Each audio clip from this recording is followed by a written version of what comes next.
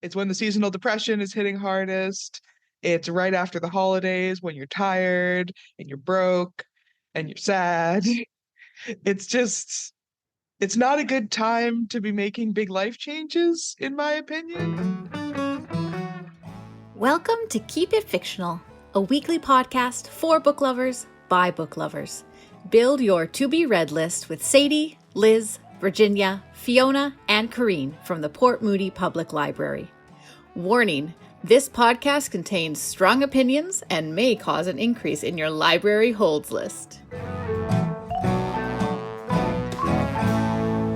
Hello and welcome to another episode of Keep It Fictional, the podcast from the Port Moody Public Library. My name is Sadie and I will be your host. Today I am joined by my book friends Virginia and Al. So the holidays are over. The Christmas lights have slowly come down across the city. The chocolate and Christmas cookies have finally been eaten, and we are well into the new year. Now, this is often a time that people use to focus on the year ahead, make some new goals, refocus their energies on becoming the best version of themselves that they can be. However, we at Keep It Fictional, well, we always enjoy being just a little bit different from everybody else. And so today, our topic is going to be looking at something that is not often associated with the start of a new year. Maybe sometimes, but not often. And that is murder. So each of my book friends has brought a book that has murder, I think, in the title of it. I think we all managed to get one with murder in the title. Now, before we actually get into the books, I'm curious to know, was this an easy topic for my book friends? I picked the topic for this one actually before I had a book in mind, which does not always happen when I pick topics. But I actually found one that I wanted to read quite easily, and I'll get into that a little bit more when I tell you about my book. But did Al and Virginia have a similar experience, or was it a bit more of a challenge for you? Absolutely a challenge, Sadie. To the point that I had to ask Sadie ahead of time for permission to cheat to see if Sadie would accept synonyms of murder. And Sadie very generously said yes. And in the end, I didn't have to cheat. But yeah, it was hard. I think because I'm just not in the mood for a mystery. And very often there's books that has murder in them, but they don't often have murder in the title, whereas a lot of mystery titles often do. And I just didn't really want to. So yeah, so it was hard, but I did find one. So all works out. How about you, Al? Actually, for me, it was fairly easy, mostly because I had seen a book on our new bookshelf that the title intrigued me, and it happened to have murder in the title. So I was just lucky that there was a book that was already on my radar that fit the prompt. All right. Well, thank you both for sharing. I'm sorry, Virginia, that it was a bit more of a struggle for you. I was surprised actually, but I guess you're right. When you read like thrillers, they don't always have murder in the title, or they don't. Yeah. So that makes sense if you weren't kind of into wanting that mystery aspect. All right. Well, why don't we get right into the books? We're going to start with me today. And as I said, when I picked this topic, I didn't actually have something in mind. And it was actually when I was looking for books for one of our holiday book bundles that I saw this book on the shelf and I knew that I wanted to read it. I'd be very curious to hear if the person who got this book in their holiday book bundle listens to the podcast. I'm curious to know what you thought of the book. So, this is written by an author that I've really enjoyed in the past. I read a lot of their back catalog, not everything, but a lot of it. And I honestly didn't even know that this one existed until I saw it on our shelf. The book that I will be talking about is The Murders at Fleat House by Lucinda Riley. Lucinda Riley, who passed away in 2021, actually is most well known for her Seven Sisters series. And I talked about that one a couple months back on the podcast. And for the most part, her books are kind of fit more into the historical fiction genre. They often have just a hint of mystery, but they are definitely not mystery books. However, The Murders at Fleet House falls very firmly into the crime mystery thriller genre. So this is actually a brand new genre for Lucinda Riley. She had never written in before. So our story follows former Detective Inspector Jasmine Jazz Hunter. 7 months ago, her entire life imploded when she learned that her husband and colleague at Scotland Yard, Patrick, had been cheating on her for months, if not longer, with another young detective. Now, it seems that Jazz was the last to find out, with most of her colleagues and even her boss already being aware of what was happening, and yet, for some reason, saying absolutely nothing to her. So when Jazz does finally find out, she does the most sensible thing she can think of. She mails in a hasty, scribbled resignation letter and runs away to Italy. Now, while the sun does do her some good, as does the distance from Patrick, she recently has returned to England, bought a small cottage in Norfolk, and decided that it is time to pursue her first passion, painting. However, her idyllic new life gets very rudely interrupted only a few days after she moves into her small cottage, when her former boss shows up unannounced, begging her to come back to Scotland Yard. Well, her immediate answer is no, absolutely not. Her boss, Norton, eventually convinces her to take on a case only a few miles from where she's now living, promising that, at least for now, she doesn't actually have to go back to London. So Jazz drags herself down to St. Stephen's boarding school in Fulham to look into the death of student Charlie Cavendish. It was originally thought that Charlie died from complications with his epilepsy. And this is something that he has suffered from since he was a child and still takes daily medication for. However, once the autopsy had been completed, it was determined that Charlie actually died from an anaphylactic reaction to aspirin, which he was aware he had been allergic to for his entire life. Now, it seems like an open and shut case. Accidentally took the wrong medication. Charlie didn't realize what he was taking and unfortunately died. However, his high profile lawyer father has insisted that things be looked into just a little bit more closely. So, Jazz, along with her former Scotland Yard Sergeant Alistair Miles, begins to look into the life of Charlie Cavendish. She's trying to figure out how exactly a 17-year-old who'd been allergic to aspirin since he was a child and had always been very, very careful about not taking any could have accidentally taken 2 tablets. Well, the answer, Jazz begins to realize, is he didn't. Someone murdered him by switching his daily epilepsy tablets with almost identical looking aspirin. But who had access to Charlie's room in Fleat House that night? And who had knowledge of his aspirin allergy? Well, as it turns out, most of the other students knew of his allergy, and many of their parents, and all of his teachers, and his housemaster, Sebastian Fredericks, the house matron, and a smattering of other staff at St. Stephen's. Jazz quickly realizes that that line of inquiry is not going to be successful. So instead, Jazz starts to look into Charlie's life. He was a young, popular young man with a group of friends and a girlfriend. True, he never really saw eye to eye with his father, who was insisting that Charlie go directly to university and follow him into law instead of taking a gap year. But I mean, honestly, what teenager doesn't disagree with their parents about their future at some point? So, who really had reason, motive to want Charlie dead? Well, once again, as it turns out, a fair number of people. Well, Charlie did have a girlfriend and a good group of friends and was well liked amongst them. He was also an arrogant bully who was often seen harassing the younger boys in Fleet House. So Jazz is now trying to determine her next line of investigation to see if maybe she could somehow possibly narrow down her suspect list just a little bit. When there's another death discovered, Hugh Daneman is a soft spoken Latin tutor, and he's found dead in his cottage on the school grounds.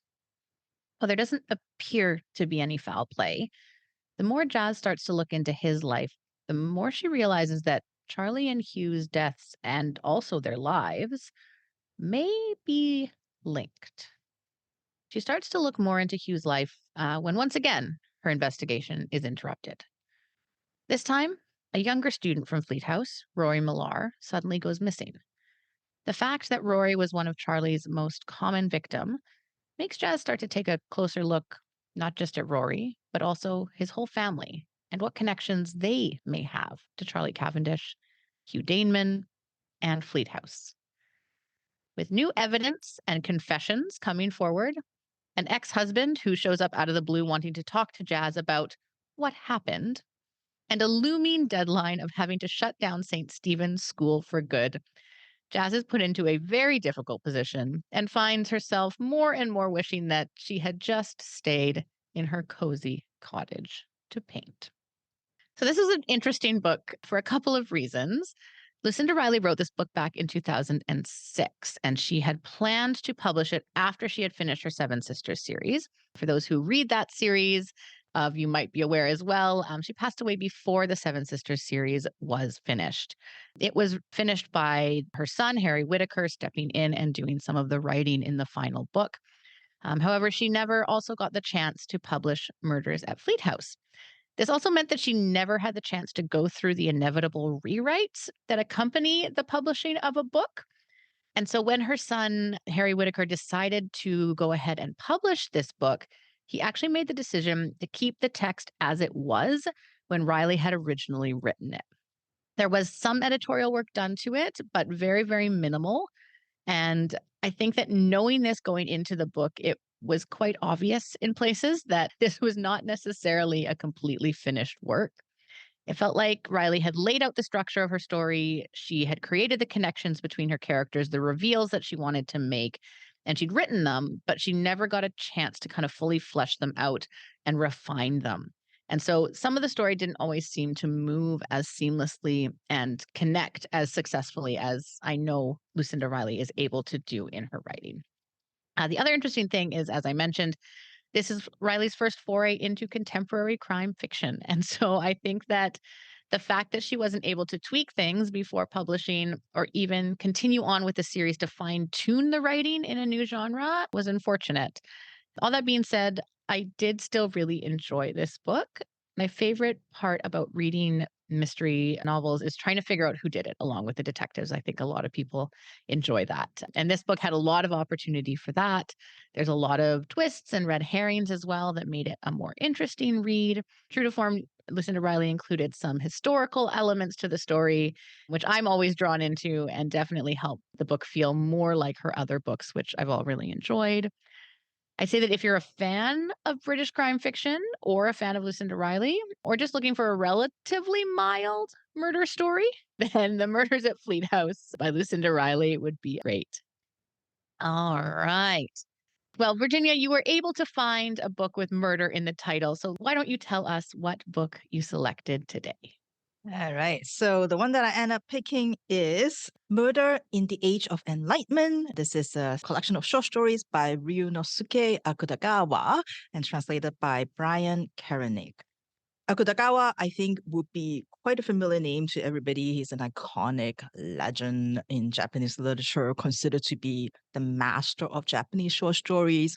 Also said to be the most popular and well-known Japanese author outside of Japan until a certain Haruki Murakami came along. You may also have seen his name on books that are translated because a very prestigious literary prize in Japan is named after him. And many of the books that we have mentioned on this show has been nominated or has won the Akutagawa Prize, including Harlequin Butterfly that I talked about a few weeks ago on the most anticipated episodes, and many more that my book friends have mentioned before. Many people also may have come to know Akutagawa because of the famous, critically acclaimed, award-winning Akira Kurosawa's movie Rashomon, and more on that a little bit later. And of course, these days, I don't know if Al is a fan of this, but speaking of Rashomon, you probably would know Akutagawa as the dangerous member of Port Mafia from Bungo Stray Dogs. Did I start reading all these Japanese masters because of a manga and an anime? I absolutely did. And you are more than welcome to judge me on that because I certainly judge me on that. So that is Akutagawa. So Murder in the Age of Enlightenment, this is a collection published by Pushkin. And I would say if you were to start reading Akutagawa, and I really certainly hope you do, you'll probably start with the Penguin edition, translated by J. Rubin, and also really feature an introduction by Murakami himself. So this is Rashomon and 17 Other Stories. This is probably the one that most people would start with. And I would recommend that one too, just because It's got a really good short timeline and biography of Akutagawa, so you kind of get to know him a little bit more. And from Murakami's introduction, you kind of see the significance of this writer's contribution to Japanese literature and why he's still so important to many of the writers of contemporary Japanese literature. J. Rubin's selection is also divided the stories up into different categories, so you can see the different periods and different phases of Akutagawa's writing life and see the different kinds of story and see his range. And as Rubin said himself, he tried to pick stories, and some of them including ones that may not be as well known, because he wanted to present a more shocking, more imaginative, and funnier Akutagawa that many people know him as. And I think he really definitely did that. There are some stories in there just like absolutely hilarious, and I wasn't expecting it at all. So it was just a delightful collection. But it doesn't have the word murder in it. So that's why we're talking about this other collection instead, that not only has the word murder in the title, but also has quite a few murders in the stories also. This collection starts with The Spider's Thread, which is one of the stories that Murakami said if you go to school in Japan, you probably have read it as a child. And there's a few stories that he said that, like, it's kind of like the staple that you read in school. And Spider's Thread is one of them. And this is a story about Lord Buddha Shakyamuni, who is in heaven taking a stroll one day and looking down from the white fluffy clouds down into the deepest level of hell. And there he see all the souls getting tortured, and he recognized a thief named Kandata. Kandata has done many bad things, so that's why he is down there. But he remembers, you know what? Kandata actually has done one deed of kindness. One time decided not to kill a spider because he recognizes that all lives are valuable, have value in it. So our Lord thought, yeah, you know what? Maybe we'll give him a chance. Seems like he deserves a chance to get out of hell. So it so happens that there is a spider thread that is just hanging there. So he decides to dangle this spider thread all the way down to hell in front of Kandata to give him a chance of salvation. But can Kandata take this? Can he actually literally climb out of hell using this spider thread? Well, that's up to Kandata. The second story in this collection is called In a Grove, or you may know it as In a Bamboo Grove. That is the story that the movie Rashomon is actually based on, even though Rashomon is the title of a different Akutagawa story, and that provides the setting of the movie, but the actual story is actually adapted from this story called In a Grove or In a Bamboo Grove. I mean, Rashomon clearly sounds a lot cooler as a movie title. Anyway, so this is, I would say, a masterful storytelling, especially if you're someone who loves to see an author manipulate the story by presenting you different perspectives and different points of view. Here we have a murder. This murder is being told from 7 different people. And all these people have a different belief, I guess, or like at least a different telling of what actually happens, including the spirit of the guy who got murdered. You don't only have potentially one unreliable narrator, you have like a bunch of them. And it's just the way, as a reader, you're trying to see how Akutagawa like manipulate all that and playing with all the perspectives. It is just so much fun and it is stunning. I love it. And it's also like a really, really good story to kind of look at like how horrible people can be. Speaking of that, the next story, which is Hellscreen, many people believe that if there is one Akutagawa story that should be preserved, many critics will agree that it's probably Hellscreen. Hellscreen is a story about a artist named Yoshihide. And Yoshihide is a despicable man. Like everybody hates him.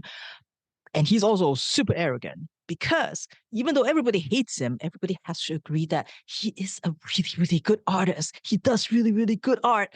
And they are just so good that everybody has to begrudgingly admit that he is good. And that doesn't help his ego. When Yoshihide was commissioned by the Lordship to create this new art, the Lord wants a folding screen and he wants to have the different scenes from the 7 levels of hell depicted on this folding screen. And that's what Yoshihide was asked to do. Now, there's a one weird thing about Yoshihide is that he can only draw things that he has seen before. So rumor has it, for example, that one time when he walked by and he saw a corpse on the road, instead of alerting the authority or seeing if the guy is okay, he just stood there and he watched and he observed because he knows that one day he's going to want to paint a dead body. So he needs to figure out how this dead body looks like. And that's kind of what he does. He can only draw things that he has seen before. So in order to depict the scenes of hell, what lengths would Yoshihide go to do that? Obviously, he may not have seen some of the things that he can imagine happening in hell. What will he do to get that? Those are probably some of Akutagawa's most famous story, and there's a few other ones in here. The last story, Cogwheels, or it could be known as Spinning Gears in the other translation, is sort of more autobiographical stories, and these are some of the stories that Akutagawa wrote later in life when his mental health is deteriorating and he is having a lot of hard time living the day to day, and he depended a lot on drugs to help him get through the day. And his mother supposedly has gone mad. And throughout his whole life, Akutagawa believed that like that madness has passed on to him and that one day he will also go mad. And so if you want to get to know Akutagawa, even of course he kind of used a different name as the character, but it is really like his life. And it's some of the more kind of maybe depressing stories to read about closer to the end. So this collection also has that as a content warning. I think what makes a story still relevant, 100 years later, Akutagawa was born like at the end of the 19th century, is of course the crafts and the skills of that writer. This is like a master, but also I think is the ability to understand and capture human nature and the human psyche. Those insights that he has, I mean, those are universal. It doesn't matter, like, when you're reading them, it's still relevant. And I think more importantly, resonate years and years later. Paraphrasing Ruben and Murakami, this is an author also of national stature because his stories also like reacts to the times that he lives in and the state of the country that he lives in at that point. And you can tell that he has kind of thought really deeply about that and uses his writing to wrestle with some of those conflicting ideals and values. As Japan was opening up more to the Western world, there's a lot of like influences from the West that he's kind of dealing with and kind of like thinking about like how does that reconcile with some of the values of his country. And like Ruben said, Akutagawa is a surprisingly funny person. In the other collection, there's two of my favorite stories. One is called Horse Licks and the other one's called Green Onions. You've got to check those out. I wasn't expecting a person that I felt like, sometimes when you read a lot of the classics, you felt like they were all like very serious. And some of the stories are very serious when you look at like Hell's Green or like In a Grove. But he's also has a very funny side to him and also a very sad side to him that really feel bad for this person. So yeah, it's just a wide range of stories. So I highly recommend you to check these out. For today, Murder in the Age of Enlightenment, and also I would kind of like just sneak this one in, Rashomon, and 17 other stories. Sadie is laughing at me because that's kind of what I do, just sneak more in. Okay, I feel like we all do it. We all do it. Well, thank you so much, Virginia. I think I have said before, I'm not a huge short story reader, but those all sound really, really interesting. So, all right, it is time for us to move on to our existential question for today. And today we're going to be talking about New Year's resolutions, but not in the way that you might think. I'm not going to be asking my book friends what their resolutions are or if they have resolutions. I'm more curious as to what they think about resolutions. What are your thoughts on resolutions? Do you make them every year? Do you absolutely hate them? I'm just curious, kind of what you think about New Year's resolutions. Al, do you have any strong feelings for or against? I don't necessarily have strong feelings about New Year's resolutions, but I know that I've stopped making them after years and years of making resolutions and failing to keep them. I've stopped making them because I know myself, and if I'm going to make a decision to change something, the middle of winter is not a great time to do it. It's when the seasonal depression is hitting hardest. It's right after the holidays when you're tired and you're broke and you're sad. It's just it's not a good time to be making big life changes, in my opinion.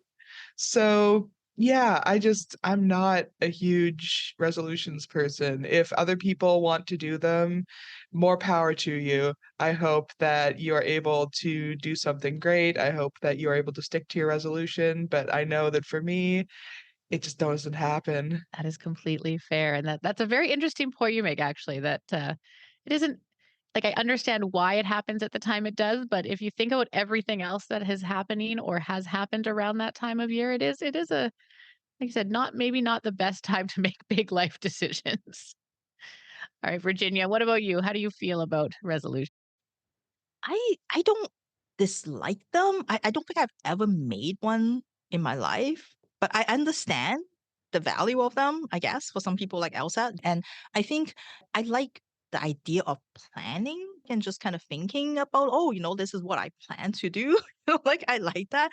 And I think also sometimes like I think the value of it too is before you actually decide what goals you want to take or decide, what kind of plans you want to make, is that reflection that you did beforehand. You're like, oh, like I really haven't really done a lot of this, or like I've done too much of this, or like, oh, maybe I should start doing some, like, is that you kind of like, you go through that and then you're like, okay, like, I'm going to do this year.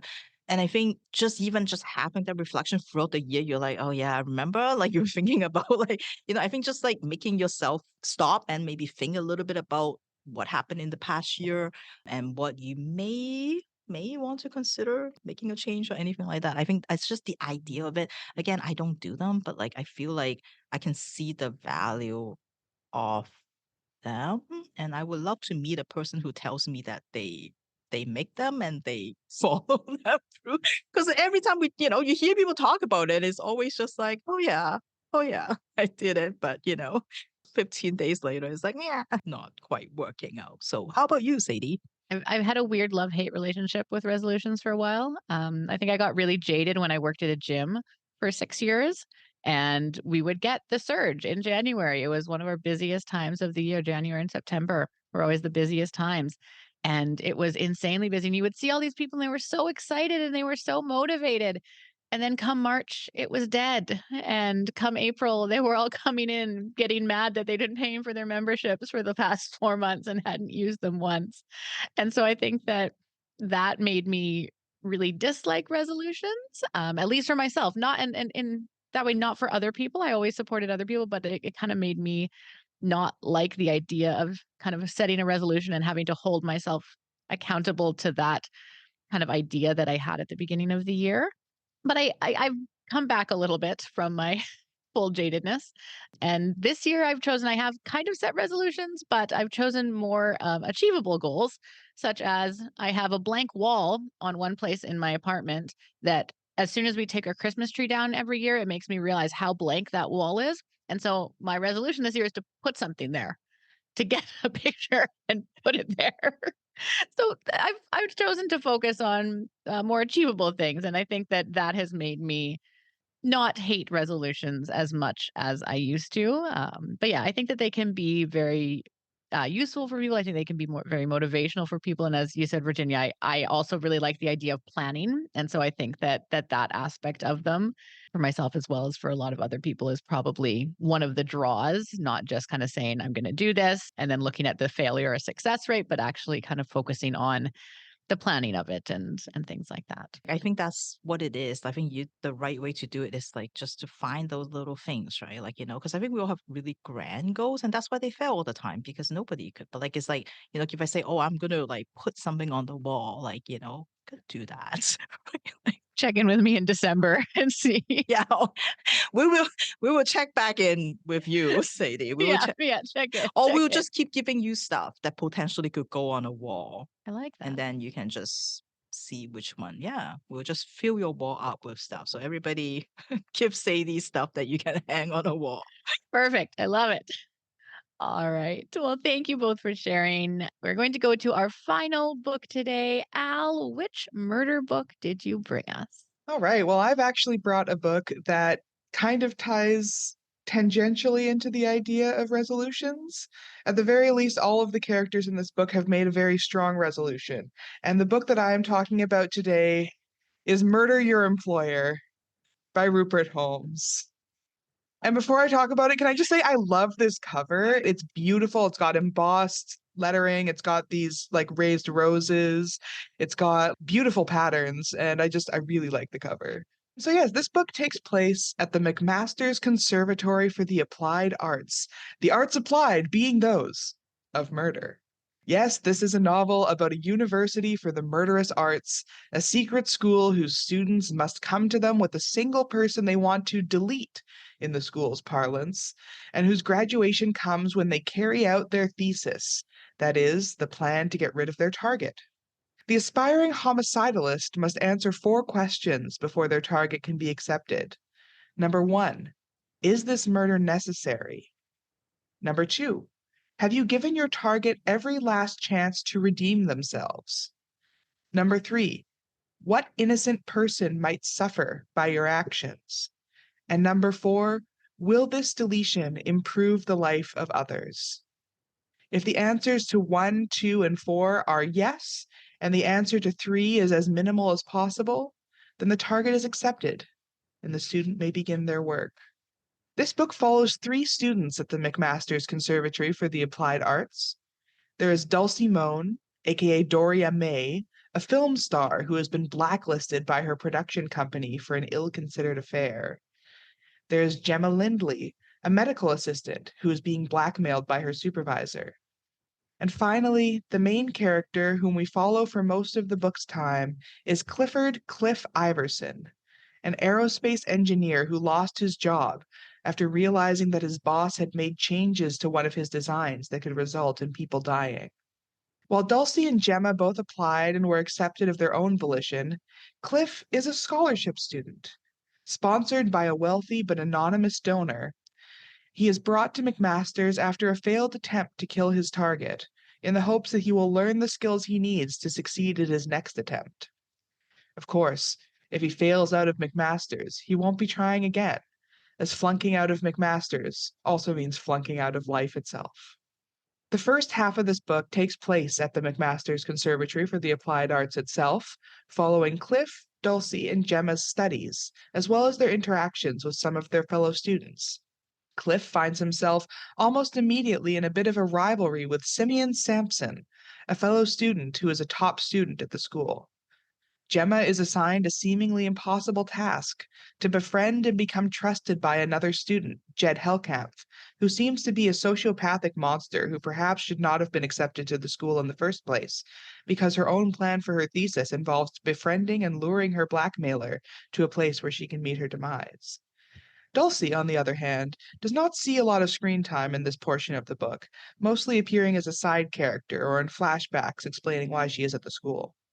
The second half of the book follows the students as they attempt to execute their thesis projects, and I won't go into too much detail here for fear of giving you listeners too many spoilers. This is a fun book with lots of dark humor, a bit of a whimsical tone at times, weirdly enough. When I read the author's biography and found out that not only is he a writer of novels, but also a writer of musicals, this tonality made a lot more sense to me. There's an element of theatricality to this novel that I found immensely enjoyable, and I'm also a fan of musicals, so there might be some crossover there. Rupert Holmes has written the book for the musical Curtains and the entirety of the Tony Award-winning The Mystery of Edwin Drood. He's also won the Edgar Award from the Mystery Writers of America twice. The coolest and perhaps most random thing that he is known for, which threw me for a loop, is that he is the writer of the #1 multi-platinum hit classic song Escape, the Pina Colada song. I know, right? I know. This book also has got some beautiful illustrations by Anna Luizos, a scenic designer for Broadway shows, who I imagine Rupert Holmes got to know through his musical connections. I almost wish there were more of her illustrations in the novel, as aside from the map of the school printed on the end pages, there are maybe only 8 to 10 illustrations in the whole nearly 400-page book. I wonder if she also designed the cover, which, as I mentioned at the beginning, I absolutely love. But back to the book. I really enjoyed this read, and though I think it front-loaded a lot of exposition that slows down the first half of the book a little, it really picks up by the second half. It's an enjoyable, rollicking ride, and if you're a fan of mystery with a little humor, or want to see academia poked fun at a bit, you'll probably have a good time with this novel.